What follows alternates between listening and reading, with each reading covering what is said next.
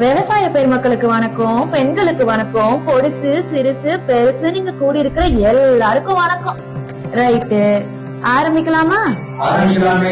2021 வருஷத்துல வைகையும் காவேரியும் ஓடுற செந்தமிழ்நாட்டுல ஒரு நரியும் நரியோட கொழுந்தும் விடியல் தரோம்னு சொல்லி அரைய நிலை ஏறினாங்க.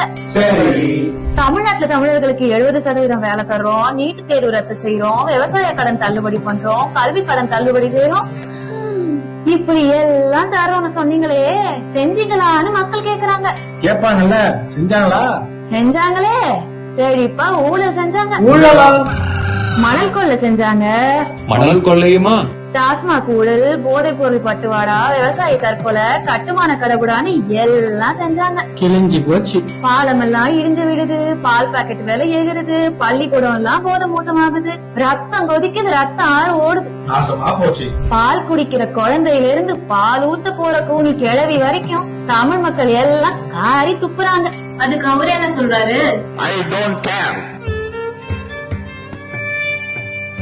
இதுக்கு அப்புறமுமா மக்கள் இவங்க உருட்டுகளையும் திருட்டுகளையும் பார்த்துட்டு சும்மா இருப்பாங்க? ஊரே கேக்குது, சொன்னீங்களே செஞ்சீங்களான்னு. கேப்பாங்கல்ல. ஏ தகப்பா, சொன்னீங்களே செஞ்சீங்களா?